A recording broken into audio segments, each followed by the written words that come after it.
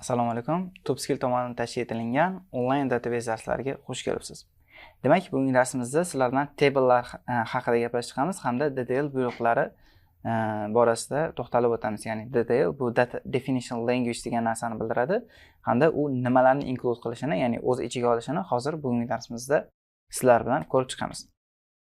Demak, ma'lumotlar ombori bilan ishlash uchun PostgreSQL ikki turdagi interfeysni taqdim etadi. Birinchisi pgadmin, ikkinchisi SQL Shell. Ya'ni ikkalovida ham bemalol ishlab ko'ramiz. Ya'ni unisida va bunisida ishlashning plus-minuslari va afzalliklarini ko'rib chiqamiz. Xo'p. Demak, bu SQL Shell hisoblanadi. SQL Shellni push tugmasini bostirib SQL deydigan bo'lsanglar, topasizlar. Agar birinchi darsda Postgresni muvaffaqiyatli o'rnatgan bo'lsanglar, avtomat tarzda SQL deganlarda SQL Shell chiqib keladi. Hozirchalik buni ulanishni keladi ko'rib o'ta qolamiz. Mana SQL Shellda bizda nimalar so'raydi? Ko'rib turganlaridek, bu birinchi navbatda serverni so'raydi. Agar sizlar o'zlaringiz kompyuterlaridagi serverga ulanmoqchi bo'lsangiz, local host default holatda qoladi, ya'ni local host. Buni yozsanglar ham bo'ladi, yozmasanglar mana bu defaultini oladi. Ya'ni hozir yozmasam ham o'zi avtomat tarzda mana buni oldi degan ma'noni bildiradi. Yozsam ham farqi yo'q. Yozadigan bo'lsam, misol uchun aytishimiz mumkin, ertaga boshqa portda qo'yadigan bo'lsak, misol uchun 45 120 73.110. Misol uchun qaysidir portda ulanib, mana shu portdagi databasega ulan degan buyruqni bermoqchiman. O'sha paytda mana shu portni yozib, boshqa bir kompyuterning portini yozib, o'sha kompyuterning portida ishlab turgan databasega ulanishim mumkin bo'ladi. Lekin hozirchalik o'zimda default serverimda bo'lgani uchun 128.0.0.1. Ya'ni 128.0.0.1 o'zimdan lokal hostim bilan bir xil tarzda hisoblanadi. Ya'ni aynan shu mana lokal hostimning porti. Xo'p, lokal hostimga ulan database default holatda sizlarda Postgres database bor. O'sha Postgresga mana yozsam o'sha aytgan databasemga ulanadi, yozmasam default holatda Postgresga kelar, yozib qo'yaveramiz. Mana Postgres. Yozmasam, lekin mana shuni o'ziga ulandi. Men hozir yozganim bilan yozmaganim ahamiyatga ega emas. Agar boshqa databaselarim bo'lsa, o'sha databasning nomini yozib kirsam, o'shanda ahamiyatga ega. Lekin hozirchalik faqat Postgres deb turamiz. Elektr 32 buni sizlar install qilayotgan jarayonda aytib o'tinglar, ya'ni mana shu database qaysi portda ishlasin deganiga Elektr 32 ni belgilab o'tgansizlar. Xo'p. Boshqa portda belgilangan bo'lsak, misol uchun Elektr 33, ya'ni belgilaganimizga qarab, agar boshqa portda belgilagan bo'lsak, aynan buni mana bu joyda yozishimiz kerak ekan. Bu o'zini defaulti, hech nima yozmasam shu portni oladi. Agar nimadir yozsam, yozganimni oladi. Demak, menga Elektr 32 o'zi tursin mana. Va username Postgres bu Postgres ma'lumotlar omborida userlar mavjud. Hozirchalik default holatda Postgres, ya'ni superadmin sifatida Postgres mavjud. Postgresni o'zi bilan kiraman, bu username. Va bizdan parol so'raydi. Ya'ni shu databasega ulanish uchun parolni kirit deb bizga aytadi. Xo'p. Xatolik ketdi, biroz keldilar, boshqatdan ulanaman. Xo'p. Demak, localhost Postgres Elektr 32, xo'p mana root 123. Demak, hammasi default holatda qoldi hamda root 123 dedim. Ko'rganingizdek, mana Postgres degan databasega ulandi. Agar buni ma'lumotlarni xato kiritadigan bo'lsak, mana misol uchun parolni so'radi, ammo boshqa bir xato parol kirgizdim va parol terayotgan paytinglarda bu ko'rinmaydi, lekin yozyapti aslida parolni va enterni bosib kiradigan bo'lsam mana. Xo'p, error connection to server localhost port Elektr 32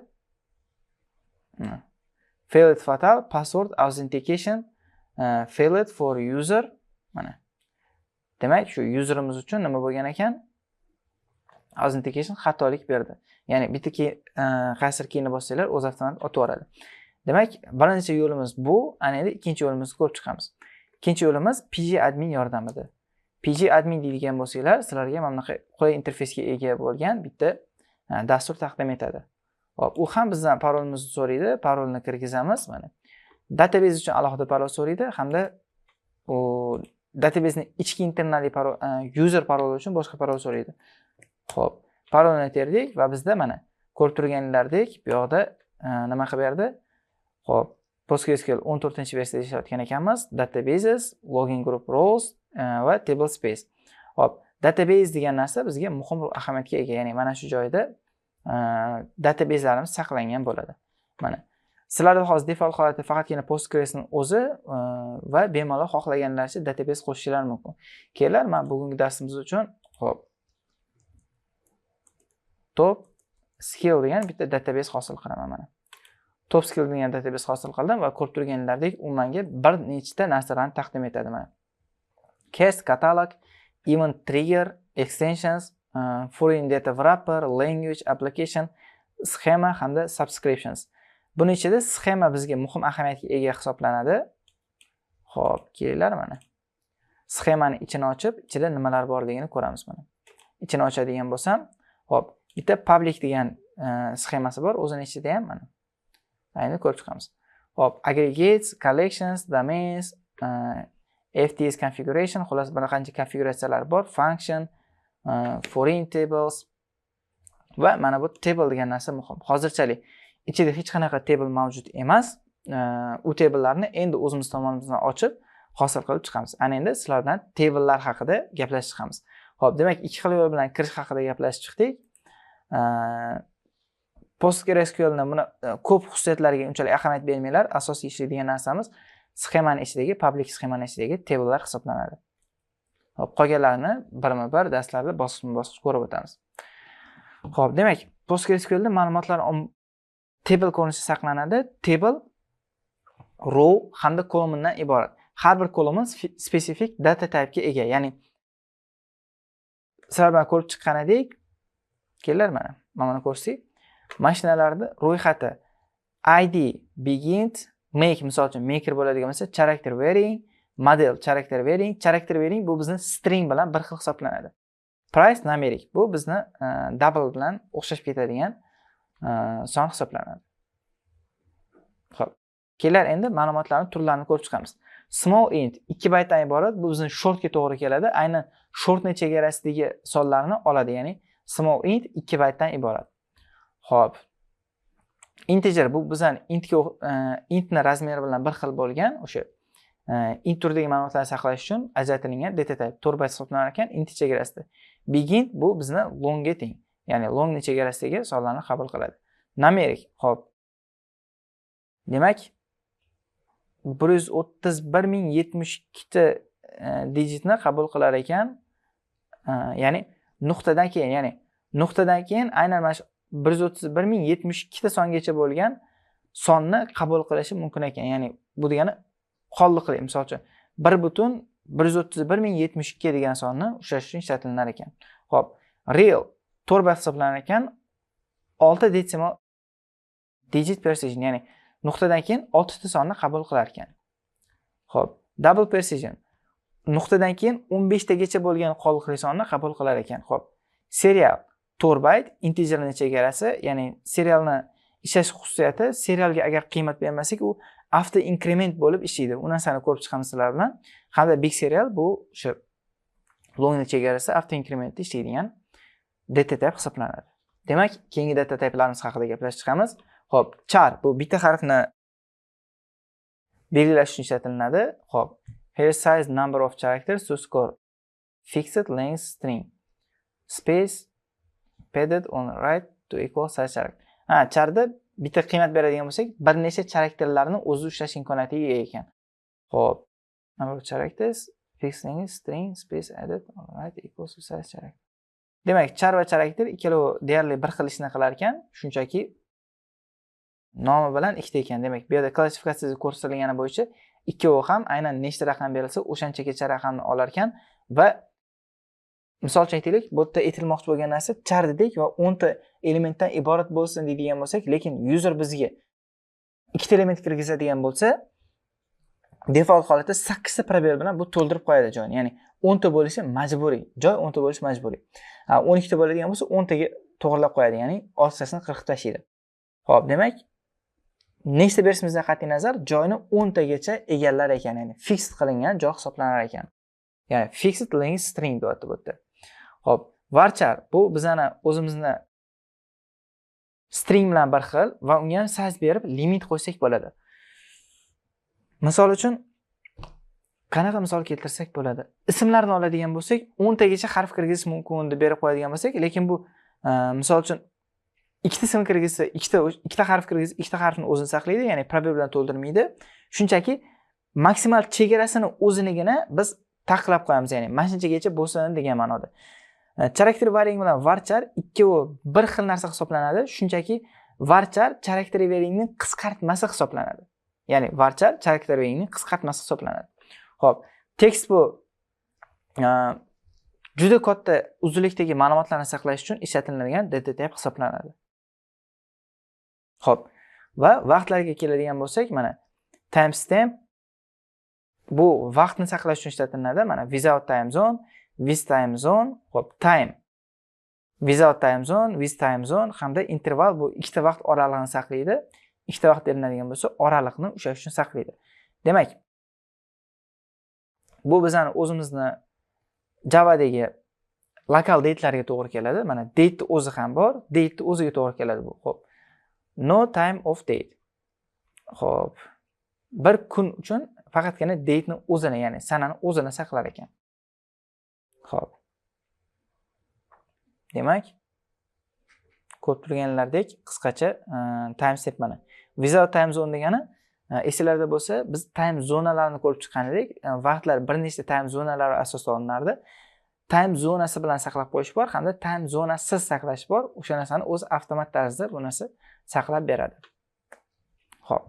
Ana endi kelinglar, bu data type'larni table'larda qanaqa ishlatilganini ko'rib chiqamiz. Ko'rib turganlardek id begin 1 2 3 4 ketgan. Xo'p. Make character varying ko'rib turganlardek 100, ya'ni 100 tagacha harf kirgiza olsin degan ma'noni beradi. Agar bu character 100 bo'lganida BMWda hozir 97 ta probeldan iborat bo'lgan bo'sh space ni ham saqlagan bo'ladi. Character varying farqi bu 100 tagacha bo'lishi mumkin, lekin 3 ta saqlasa, ya'ni 97 ta probel qo'shmayman, ya'ni 3 tami 3 ta, lekin shunchaki maksimal chegara 100 ta degan ma'noni bildiradi. Xo'p, numerik 19 2 ta. 19 ta raqamgacha kelsin va mana bu yerda nuqtadan keyin ikkitasini olsin degan ma'noni bildiradi bizda. Mana nuqtadan keyin ikkita sonni olsin. Demak, endi sizlar bilan PostgreSQLda table hosil qilishni ko'rib chiqamiz. Demak, table'ni hosil qilish uchun bizda ikki xil usulimiz mavjud ekan. Birinchisi SQL query yordamida, ikkinchisi pgadmin dasturi yordamida. Xo'p. Ana endi kelinglar, men hozir SQL shell dan foydalanaman. Xo'p. SQL shellda SSL'lar hozir aytib o'tgan edik, ya'ni local hostni o'zi qolsin. Endi databasega PostgreSQL ulanib ko'rsataman birinchi, keyin to'g'ridan to'g'ri TopSQL databasini o'ziga ulanib ko'rsataman. Hozir PostgreSQL ulanadi. Parolimni teraman, mana Postgres. Ko'rgan bo'lsanglar, mana bu joydagi hashtagdan oldingi narsa qaysi databasda turganimizni ko'rsatadi. Xo'p. Mana list deydigan bo'lsam, /l deydigan bo'lsam, menga mavjud hamma databaselarni ko'rsatib beradi. Demak, shunaqa databaselarni bor ekan mana. Biz ulanishimiz kerak bo'lgani TopSQL mana. Shu databasega ulanishimiz kerak. Uning uchun men aytaman, /c, ya'ni connect TopSQL deydigan bo'lsa mana. Hozir bu yerda Postgres turgan bo'lsa, enterni bosganimdan keyin bu mana you are now connected to database TopSQL as user Postgres. Postgres user orqali TopSQL ga ulanding deb aytibdi. Va endi qiladigan ishlarim mana TopSQL ni databaseni ichida, ya'ni qaysi databasega ulanib kodlarni yozsak, aynan o'sha database uchun tegishli bo'ladi bu kodlar. Xo'p, birinchi yo'li C bilan qaytib connect qilish, ana endi ikkinchi yo'lini ko'rib chiqamiz. Xo'p. Serial localhost shu yoni o'zida TopSQL deb yozaman. Hamda parolimni teradigan bo'lsam mana to'g'ridan to'g'ri menga TopSQL degan databaseni o'ziga ulandi. Xo'p. Ana endi table ochish bo'yicha ikki xil usullardan ko'rib chiqamiz. Birinchisi SQL query, ya'ni create table, misol uchun userlar haqidagi ma'lumotni ushlash uchun table yozadigan bo'lsam, qisqacha mana shunaqa yozaman. Create table users userni qabul qilmaydi, chunki user degan ma'lumot o'zida allaqachon mavjud, user degan table. Shuning uchun users ключ'dan foydalanishimiz kerak bo'ladi. Demak, oldinlari biz sizlar bilan data type hamda o'zgaruvchi nomi, data type, o'zgaruvchi nomi, data type, o'zgaruvchi nomini yozib kelgan bo'lsak, database teskarisi o'zgaruvchining nomi ana undan keyin data type'ini specify qilinadi, ya'ni belgilab o'tilinadi. Xo'p, id integer primary key. Primary key hozir chaqirmalar nimaligiga hozir u narsa haqida to'xtalamiz. Xo'p. Kelar aytaman. id integer primary key va mana username varchar, password varchar. Kelar bittasini charakter bering deyman, bittasini varchar deyman va qanaqa natija kelganini ko'ramiz. Xo'p. Username varchar, xo'p. Password charakter bering va buni yopamiz mana. Created table. Ana endi table ma'lumotlarini ko'rish uchun dt users deydigan bo'lsam mana tabledagi ma'lumotlarni, ya'ni d ni o'zi d users deydigan bo'lsam mana id integer, username charakter bering, password charakter bering. Ko'rganlaridek ikkaloviga ham charakter bering deb yozdi, lekin biz ochayotgan paytda bittasini varchar, bittasini charakter bering sifatida ochgan edik. Lekin ikkalovi ham charakter bering, ya'ni varchar shunchaki mana buni qisqartmasi sifatida ishlar ekan xolos. Boshqa hech narsa emas. Mana. Endi id ga boya primary key degan narsani qo'shgan edik va bu yoqqa qaraydigan bo'lsanglar, not null degan narsani qo'shib qo'ydi. Xo'p, not null bu tabelga ma'lumot kirgizishni majburiy, kirgizmasdan tashlab o'tib ketib bo'linmaydi degan ma'noni bildiradi. Ana endi kelinglar shu tabelni pgadminni o'zidan ochib ko'ramiz. Ya'ni bu query yordamida ochib bo'ladigan bo'lsa, ana endi table yordamida, ya'ni pgadmin yordamida tablelarni hosil qilamiz mana. Table ustida mishkan o'ng tomonda bosamiz, create table hamda table ga kiramiz va bu kerakli bo'lgan fillarni berib chiqamiz mana. Refresh qiladigan bo'lsam, hozir men SQL query yordamida table ochganim uchun mana bu users table'ni ko'rib turishimiz mumkin. Va buni o'chirib yuboraman hozir. Delete drop. Hop. Close. Hop. Ana endi kelar data usersni qaytib ko'radigan bo'lsam, o'sha menga nima ish kerak bu? Aslida ko'rmaslik kerak, lekin men bu server ulanib turgani uchun naryoqdan o'chira olmadi table'ni mana. Yes, mana. Refresh qilaman, mana yo'q ma'lumot. Endi userlarni olib kelib deydigan bo'lsa mana didn't find any relation named users. Users degan hech narsani topa olmadim deb aytibdi. Negaki SQL shelldan emas, bu yerdan pgadmindan turib o'sha narsani o'chirib tashladik. Xo'p. Ana endi bu yerdan turib o'sha tabelni ochaman, mishkan o'ng tomoni create table hamda tablening nomi. Users deb beraman va kolumnlarga o'taman bu yerga. Kolumnlarda kelish kerak bo'lgan kolumnlarni aytib qo'yaman. ID, xo'p. Name hamda password. Xo'p. Ana endi hozir shunchaki mana buni data type'larini berib o'taman. Integer, xo'p. Varchar bu yerda chiqmaydi endi. Charakter bering deb aytishimiz kerak. Mana. Charakter bering. Charakter bering. Hamda shu ko'rinishda saqlayman. Shu ko'rinishda saqlaydigan bo'lsam, menga qaranglar. Ana endi xo'p, all rows rowlarni ko'rsat deydigan bo'lsam, demak menda shunaqa ma'lumotlar bor. Va menga ko'rib turganlaridek qulf qo'yib qo'ygan hammasiga. Ya'ni ma'lumot kirgiza olmaysan bu yerdan to'g'ridan-to'g'ri deb. Properties ga kiraman. Xo'p, kolumnlarga kiraman hamda primary keyni yoqaman. Primary key mana shu table uchun asosiy ключ vazifani bajaruvchi kolumn degan ma'noni bildiradi. Va o'chiraman va qaytadan rowlarni ko'raman. Rowlarni ko'rsat deydigan bo'lsam, ana endi menga nima qilgan bu? Xo'p, qulflarni olib tashlagan, ya'ni yozishim mumkin degan ma'noda. Xo'p. Demak, ID ko'rib turganlaridek integer charakter bering hamda password charakter bering degan narsani kirgizib qo'ygan. Xo'p, bitta refresh qilib ko'ramiz buni.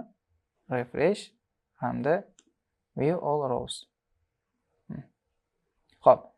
Kelar men boshqatdan ochaman buni. Hozir birinchi o'zida primary key bo'lmagani uchun hozir ma'lumot kirgizishga ko'rsatmadi buni. Xo'p.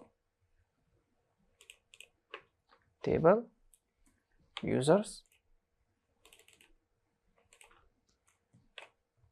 ID name password.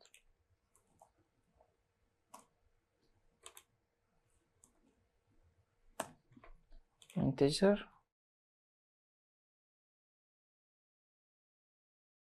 Xo'p. Demak, primary keyni yoqib qo'yamiz, ya'ni ID ustini primary key bizda deb aytib, bu narsani saqlaymiz.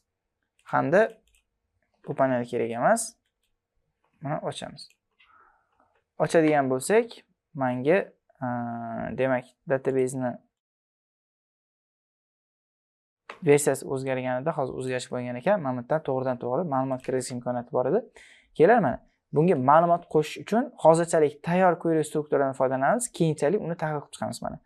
Xo'p, bu yerda create deydigan bo'lsak, mana scope, scripts. Scriptlarning ichida create, delete, insert, select hamda update. O'shaning uchun insert script degani bor, ya'ni ma'lumot kirituvchi skript. Kirituvchi skriptni yozadigan bo'lsam, mana 3 ta so'roq turibdi. 3 ta so'roqning o'rniga men nimadir berib olishim kerak. Birinchisi ID edi. Bir deb ID berib qo'yaman, ikkinchisi name. Hop. Java dasturlashtirildi stringlarni bunaqa ko'rinishda yozgan bo'lsak, SQL da bittali qo'shma nom bilan ko'rsatamiz. Hop. Name misol uchun Ali, so'rovning passwordi misol uchun hop admin degan parolni qo'yib qo'yaman. Va bu queryni amalga oshirish uchun shunchaki buni belgilab turib F5 ni bossam bo'ladi. Hop. F5 ni bossam bo'ladi, mana insert, hop. Yoki mana bu joyda uchburchak tugmani bossam ham bo'ladi, lekin hozir xatolik beradi. Negaki mana ko'rsanglar ID1 already exist deyapti. Nimaga ID degan bo'lsanglar, hozir buni refresh qilib yangitdan ochaman. Olros. Hop. Birinchi ID bizda primary key hisoblanardi. Primary key hech qachon takrorlanishi mumkin emas. Shuni hisobiga birini qaytadan qo'shamasam, yo'q, birini qo'sha olmaysan, ya'ni bu allaqachon qo'shilgan degan ma'noda bizga xabar beryapti. Ana endi boshqa bir ID bilan qo'shib ko'ramiz. Ya'ni bu narsani 2 deyman hamda uchburchakni bosadigan bo'lsam, menga queryni amalga oshirib beradi mana. Ko'rib turganlaringdek, query return successfully in 46 millisekundda amalga oshirildi. Va har bitta o'zgarish bo'lganini ko'rish uchun endi bu sal noqulaylik tug'diradi. Har safar uni refresh qilib almashtirib chiqishimiz kerak mana. Ko'rib turganlaringdek, mana ikkinchi ID bilan Ali admin degan narsani bizga qo'shib berdi. O'chirib tashlash uchun shunda qatorni belgilaymiz. Xo'p. Delete hamda save qiladigan bo'lsak, o'z avtomat tarzda o'chirib tashlab bizga qaytarib beradi. Ya'ni ma'lumot o'chirib tashaldi degan ma'noda bizga xabar beradi. Xo'p. Demak, qisqacha tablelarimiz hamda data typelarimiz shunaqa ko'rinishga ega bo'lar ekan. Bu yerda ko'rib turganlaringdek, mana numerik ham qolib ketdi. Mayli, har bittasida endi dastur davomida har bittasini ko'rib chiqamiz. Nimagaki data typelarimiz bizda bu yerda juda ham ko'p. Har bittasini bitta darsda ko'rib chiqishga vaqt yetmaydi. Shunchaki shunaqa data typelar borligini bilsak bo'ldi va ishlash jarayonida ko'plab bunaqa data typelar bilan ishlab, querylar yordamida o'rganib ketamiz. Ya'ni data typelariga. Xo'p. PostgreSQLda table hosil qilishning o'sha ikki xil usuli haqida gaplashib chiqdik. Ya'ni SQL shell yordamida hamda pgadmin yordamida. Xo'p. Ana endi sizlar bilan qisqacha constraintslar haqida, ya'ni cheklovlar haqida gaplashib o'tamiz. Xo'p. Demak, hozir mana bu jadvalda ko'rganlaringdek, name'da hech qanaqa cheklov yo'q yoki passwordda hech qanaqa cheklov yo'q edi. Ana endi men propertylarga kiraman hamda kolumnlarga aytaman. Mana bu joyda name'ga aytaman. 10 ta deb aytib qo'yaman. Length precision uzunligi 10 ta. OKni bosadigan bo'lsam va endi bu yoqqa kiraman hamda mana Ali Jamshid 1 2 3 4 5 6 7 kirgizdi Jamshidni. Hop, ID ni 3 qilamiz. Jamshidbek. Demak, kirgizdi.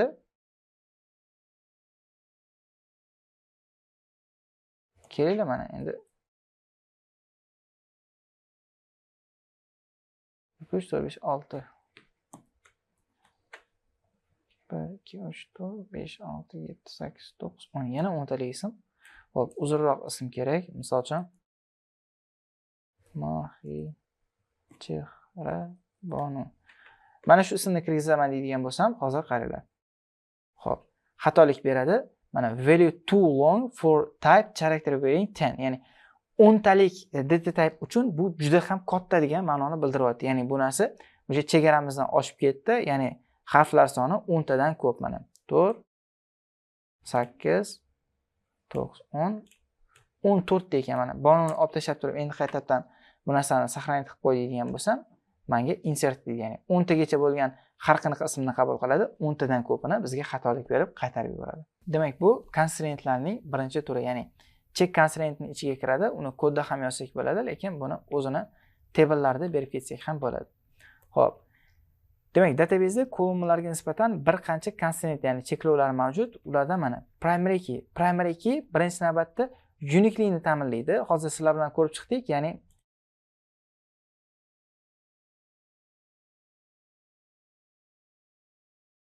view all rows qilaman. Hamda ko'radigan bo'lsak, mana bu primary keydi. O'shaning uchun bitta raqamni qaytib nima qila olmadik, u narsani kirgiza olmadik. Ya'ni primary key deb belgilangan ustunlardagi raqamlar takrorlanishi mumkin emas. Ya'ni unique tarzda keladi, ya'ni bitta dona tarzda keladi. Xuddi bizning set degan raqamimizga o'xshab, faqat endi bu kolumnga nisbatan ishlatiladi. Xo'p. Demak, primary keyni mohiyati tushunarli bo'ldi degan umiddaman. Hamda null qiymat kirgizish mumkin emas. Ya'ni buni qiymatini kirgizmasdan tashlab ketish mumkin emas. Hozir qiymatini kirgizmasdan tashlab ketish deganda nima nazarda tutganimni aytaman. Xo'p, misol uchun aytaylik, mana bu yerda men parolni kirgizmoqchi emasman. Parolni olib tashlayman hamda mana bu yerdan parolni olib tashlayman. Hamda 5-ID bilan buni kirgizadigan bo'lsam, mana 5-ID bilan kirgizdim hamda hop panel X qilamiz. Xo'p, keling har safar buni bu yerdan ochib o'tirmasdan query yordamida ochamiz. Ya'ni query esa quyidagicha mana bunaqa xususiyatga ega. Keling, mana shu o'zidan ochib ko'rsataman. Hozirchalik tushunarli bo'lib turishi. Mana select script deganni bosadigan bo'lsanglar, select all ID, name, password from public users degan narsani beradi bizga. Xo'p, hamma ma'lumotlarni oladigan bo'lsak, bittalab yozib chiqish shart emas. Yulduzcha qo'yib qo'yadigan bo'lsak, hammasini ol degan ma'noni beradi. Va ishlatadigan bo'lsam, mana bunda table'ni keltirib chiqardi. Xo'p, oxirgi kirgizganimizda parolni bermagan edik, hamda bu null qiymatga ega bo'ldi. Ana endi ismni bermasdan o'tib ko'ramiz, ya'ni mana shunchaki ismni kirgizmayman. Hamda name'ni bu yerdan olib tashlayman. Buni albatta 6-ID qilaman hamda ishlatib yuboradigan bo'lsam, mana inserted va bu yoqqa kirib buni ishlatadigan bo'lsam, mana bittasida passwordni bermadik, bittasida name'ni bermadik. Ana endi id'ni bermasdan ma'lumot kirgizib ko'ramiz. Ko'ramiz bizda qanaqa holat yuzaga keladi. id'ni o'zini bermadimman. Xo'p, endi mayli, qisqa rasm qo'yamiz. Xo'p, va o'chiraman. Run deydigan bo'lsam, menga quyidagicha xatolikni beradi. Xo'p, error null value in column ID of relation users violates not null constraint. Ya'ni not null bo'lgan kolumnni qoidasini buzyapti. Ya'ni null qiymat berish mumkin emas degan ma'noda keltirdi. Ya'ni bizda hozir primary key qo'ymaganimiz uchun mana bunda name'da null bo'lishi mumkin, passwordda null bo'lishi mumkin, lekin ID null bo'lishi mumkin emas. Ya'ni ID ga null bera olmaymiz. Xo'p. Demak, primary key birinchi navbatda not nulllikni ta'minlar ekan. Ana endi ikkinchi yana bitta ta'minlaydigan narsasi mana 6-ID turibdi. Bu yoqqa kiraman. Xo'p. ID 6-ID ni beraman. Hamda ishlatadigan bo'lsam, ana endi ikkinchi cheklaydigan narsasi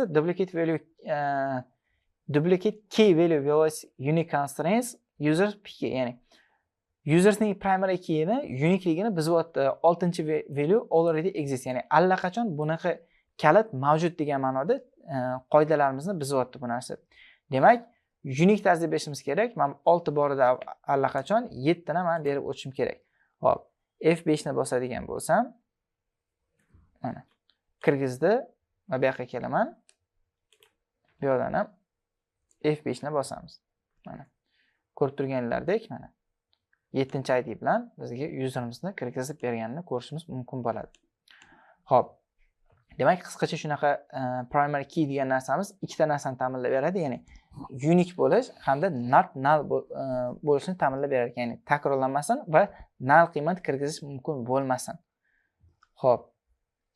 Kelar, men userga yana bitta kolumn qo'shaman, ya'ni kolumnlarga aytaman.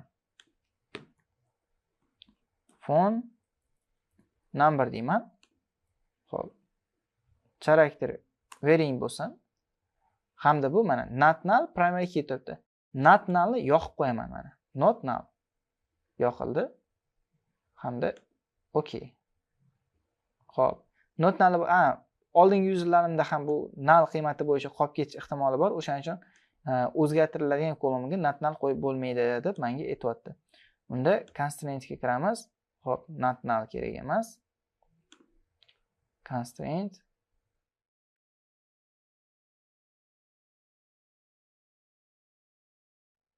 Xo'p, unique mana. Unique bo'ladigan kolonlarni belgila deb menga aytibdi mana. Constraint kiradigan bo'lsalar, unique ga kiramiz hamda aytaman. Birinchi kolonni qo'shdikmi? Qo'shdik. Xo'p.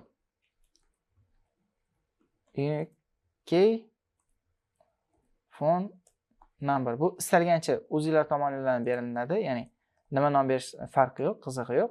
Hamda edit ga kiramizda aytib qo'yamiz, xo'p. Definitioniga qaysi kolon unique bo'lsin deydigan bo'lsa, phone numberni berib qo'yamiz. Va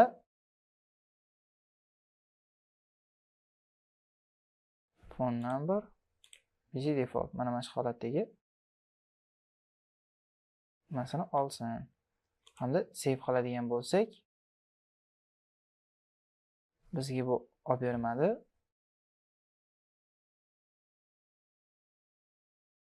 Mana. Xo'p, demak, refresh qilganimizdan keyin phone number qo'shildi va phone numberga biz takrorlanuvchi raqamlarni nima qilamiz hozir? Kirgiza olmaymiz. Null kirish mumkin, lekin takrorlanadigan qiymat kirmasin degan ma'noda aytibdi. Endi aytaylik, mana shunga aytaman plus 908 99 111 22 33 kirgizdim. Hamda bu narsani save qilaman. Saqlandi. Xuddi shu ma'lumotni ana endi yana bitta boshqa yuzga saqlamoqchi bo'lib ko'raman. Buni ham raqamini aytaman. Mana shundan iborat deb turib, mana saqlayman deydigan bo'lsam, menga nima deydi? Xo'p, error duplicate key value violates unique constraint mana unique phone number mana. Unique phone number o'zimiz yozgan constraint detail mana key. Phone number already exists, ya'ni bunaqa raqam allaqachon exist degan ma'noda menga xatolik berdi. Demak, buni nima qilishim kerak? O'zgartirishim kerak bo'ladi. Oxirida 33 emas, 34 qiladigan bo'lsam, endi save qiladigan bo'lsam, menga bu ishlaydi mana. Save qilganda bemalol menga ma'lumotni o'zgartirib bera oladi. Lekin aynan shu raqamni o'zi boshqa yuzerlarda kelishi mumkin emas. Mayli, umuman kelmasa kelmasin, lekin takrorlanadigan qiymatlar bo'lishi mumkin emas degan ma'noda tekshirar ekan unique. Xo'p. Ana endi foreign key bu boshqa tabelga bo'lgan relation hisoblanadi. Manimcha primary key, check, unique key hamda not null uchun deylar. Not null o'sha kolonga not null qo'yilsa, kirgizmasdan mana bu holatni tashlab ketishni oldin oladi. Unique key shunchaki takrorlanmasligini oldin oladi. Kiritmasin, lekin takrorlanmasin. Shu narsani oldin oladi. Xo'p, primary key ikkalovini birikmasdan hosil bo'lgan constraint hisoblanadi. Xo'p, aynan sizlar bilan foreign key haqida ko'rib chiqamiz, ya'ni gaplashib, foreign keyni nimaligi haqida. Xo'p, tasavvur qilinglar, bizda ikkita table bor. Ya'ni mana user table'imiz bor. User table'ga endi men yoniga aytaman car degan table bor. Xo'p, car degan table'da bizda hozir id carni markasi hamda modeli bor. Xo'p, id isi integer, primary key deb qo'yamiz bu narsani. Mark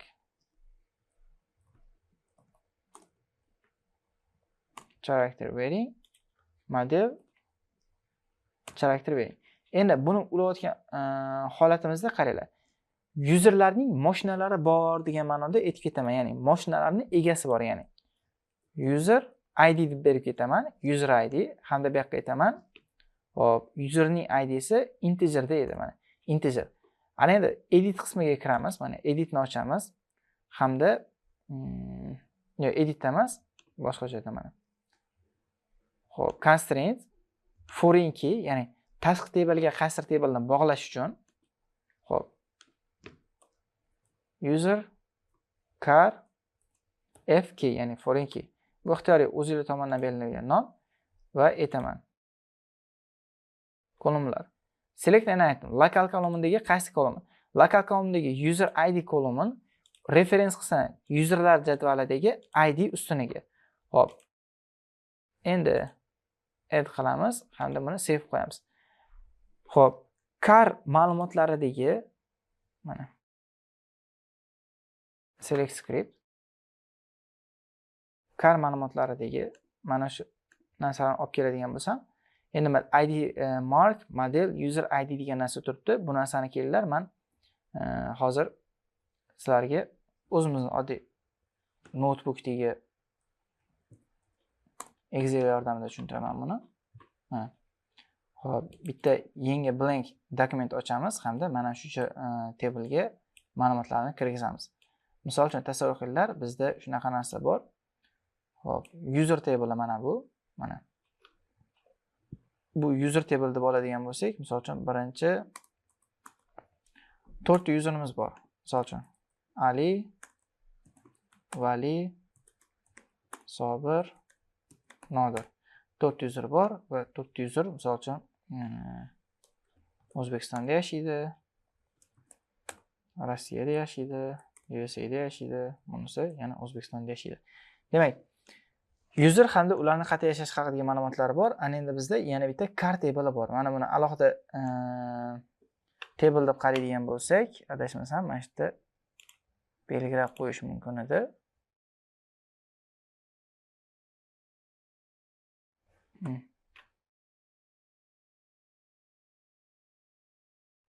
Demak, shu bizda mana userimiz. Ana endi car haqidagi ma'lumotlarni yig'amiz. Carda ID'si misol uchun birinchi mashina, ikkinchi mashina, uchinchi mashina. Xo'p, marka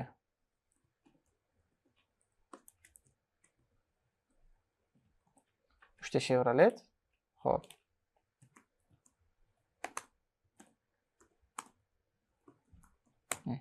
Uchta mashina.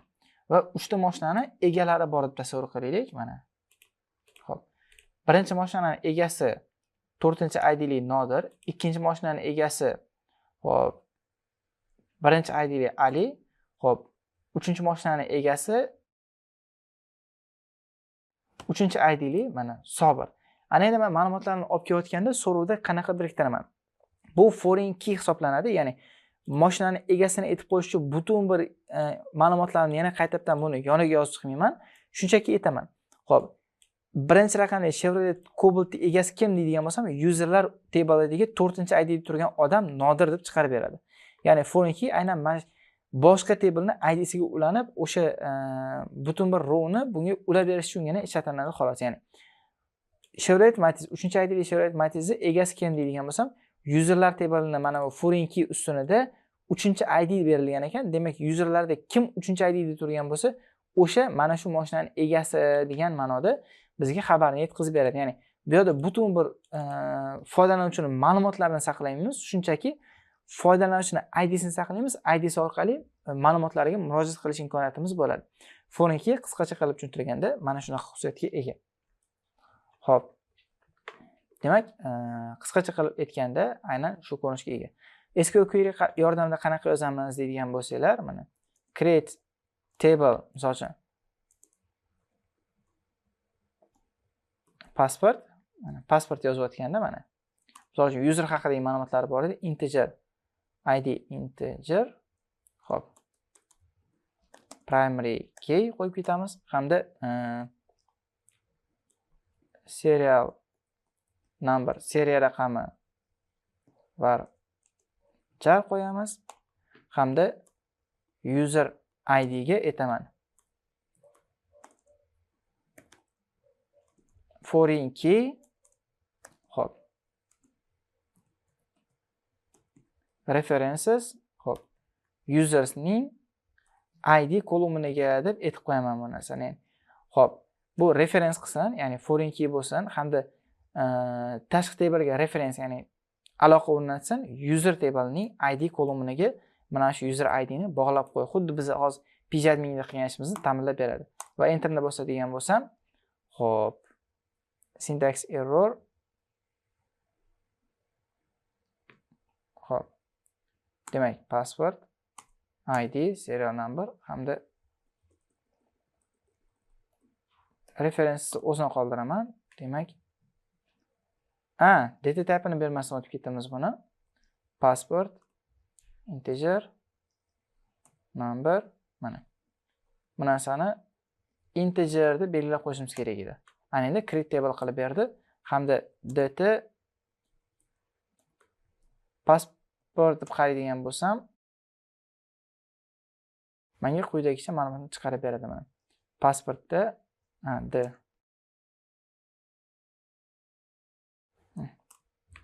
Demak, ID, serial number, user ID bor hamda indekslar. Hop, pasport primary keysi mana primary key, B3 ID ni nima qilgan ekan? Primary key sifatida ushlagan ekan. Hop, pasport user ID foreign key degan nom bilan foreign key ochgan ekan. Foreign key user ID reference qilar ekan userning ID kolumniga degan ma'noda bizga klassifikatsiyasini chiqarib beryapti. Ya'ni aynan shu user ID ustuni orqali qaysi userga tegishli ekanligini aniqlash uchun bu shunchaki reference, ya'ni foreign key degan ma'noni bildirar ekan. Xo'p, ana endi DDL buyruqlari haqida boya ko'rib chiqamiz degan edik. Bu DDL buyruqlarini hozir sizlar bilan nima ekanligini tahlil qilib ko'rib chiqamiz. Demak, boya sizlar bilan mana table ochdik mana bu joyda. Mana create table users yoki mana shunga o'xshagan ID, shunga o'xshagan narsalarni berib chiqdik. Ana endi DDL buyruqlari data definition language degan ma'noni bildiradi hamda ichiga to'rt xil buyruqlarni oladi. Create, drop, alter, truncate. Xo'p, create bu hosil qilish uchun ishlatiladi.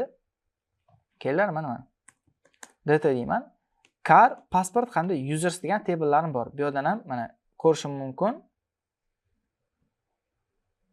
Refresh qilib qaraydigan bo'lsam, car, passport, users degan table'larim mavjud. Bu yoqqa kiraman. Xo'p. Birinchi create ni ko'rib chiqdik. Ana endi sizlar bilan ko'rib chiqadiganimiz drop. Xo'p, birinchi drop ko'rib chiqaylik mana. Xo'p. Drop table passport deydigan bo'lsa mana drop table. Ana endi nimalarning bor deydigan bo'lsam, car bilan users qolgan. Bu joyga kiraman. Bu endi albatta sekin ishlaydi. Har bittasini refresh qilib chiqish kerak. Mana refresh qilgandan keyin passport degan ma'lumot bizdan o'chib ketdi, ya'ni databasedan. Va qaranglar, pgadmin va SQL shell hozir bitta dasturga, ya'ni bitta joyga ulanib turibdi. Shunchaki interfeys jihatidan har xil xolos, lekin ikkalovi bitta ma'lumotlar ustida ishlayapti. Ikkovi ham bitta ma'lumot ustida ishlayapti. Shunchaki boshqa dasturlar yordamida murojaat qilgan holda. Mana misol uchun aytaylik, bizda bitta qazish uchun yer bor, ikkita odam berilgan, bittasi qo'lida lapatka olib qazyapti, bittasi bo'ladigan bo'lsa traktor haydab qazib ketyapti. Lekin qaziladigan joy bitta. Xuddi shunga o'xshab manba bitta, shunchaki unga murojaat qiluvchi page'lar, ya'ni klientlar ikki xil. Ya'ni pgadmin hamda SQL shell hisoblanadi. Xo'p. Demak mana drop qiladigan bo'lsak, mana drop table hamda table nomini beradigan bo'lsak, o'sha table'ni tektuv bilan o'chirib tashlar ekan bizga. Xo'p. Ana endi keyingisi alter table. Xo'p, ko'raman. Usersda nimalarning bor deydigan bo'lsam, usersda qisqacha mana ID, name, password hamda phone number bor ekan.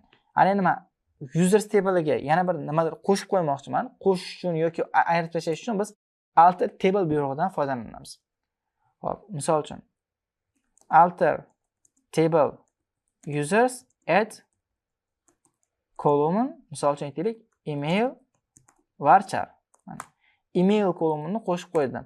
Qaraydigan bo'lsam, endi menda email var character weighing kolumni ham bor. Ya'ni bu usersga qo'shildi. Mana. Xo'p. Userlarda ko'rib turganlardek 4 ta ma'lumot bor. Va endi all rows qiladigan bo'lsam, endi bunda 5 ta bor, ya'ni emailni ham qo'shib qo'ydi bizga.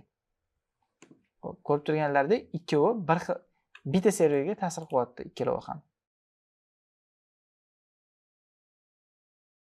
Ana endi alter table yordamida kolumn qo'shishimiz yoki o'sha kolumnni olib tashlashimiz ham mumkin. Alter table users remove column email deydigan bo'lsam, hop.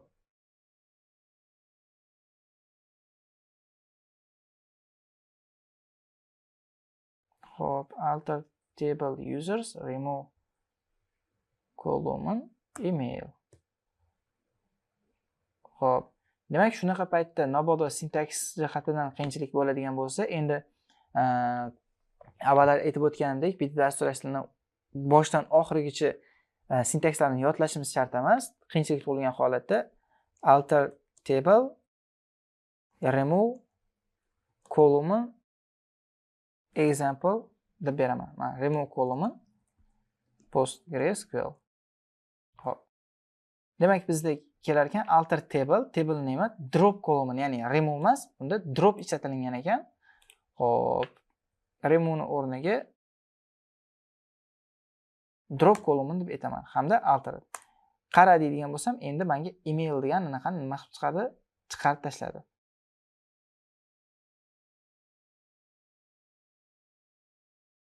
Usersni yana qaytadan ochadigan bo'lsam, ko'rib turganlaridek menga emailni yana qaytib chiqarib tashladi. Demak, kerak emas hozir.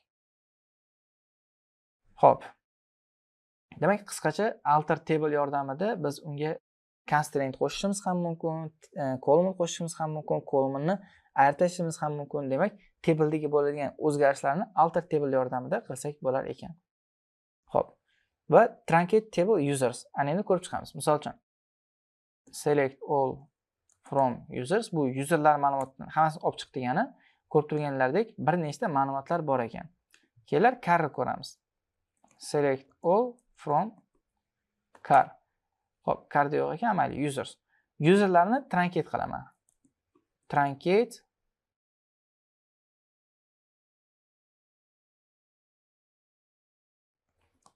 table users deyman. Xo'p, cannot truncate foreign key, ya'ni foreign key bo'lgani sababli bu truncate qilib bo'lmaydi deyapti bizga. Demak, foreign key bo'lmagan boshqa bittasini truncate qilib ishlatib ko'ramiz. Xo'p, kelinglar o'sha cardagi ma'lumot kirgizaylik. Insert mayli, pgadminni o'zida ishlaymiz, hozir tushunarli bo'lishi uchun. Xo'p, cardlarga insert script ochamiz. Xo'p, id'si 1 Mark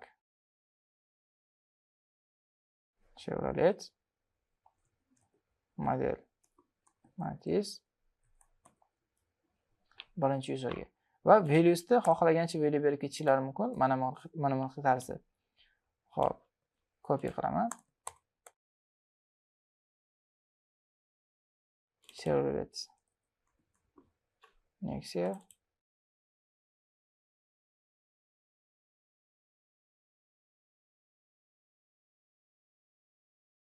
va hammasi birinchi yuzerga tegishli bo'lsin, bizga farqi yo'q. Mana muvaffaqiyatli amalga oshirdik. Ana endi carlarning table'ini qaraydigan bo'lsak, bizda 4 ta mashina mavjud.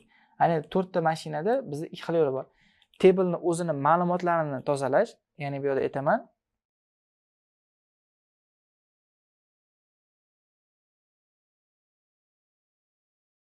Ya'ni car table'ni truncate qil deganimda, mana endi cardan oladigan bo'lsam, faqatgina ichidagi ma'lumotlarni, mana bu saqlangan ma'lumotlarnigina o'chiradi. Ana endi yana bir marta bularni saqlayman. Qaraydigan bo'lsam, 4 tala o'tiribdi. Keyingi buyrug'imiz bizda nima edi? Drop table users, drop table cars qilamiz biz. Mana.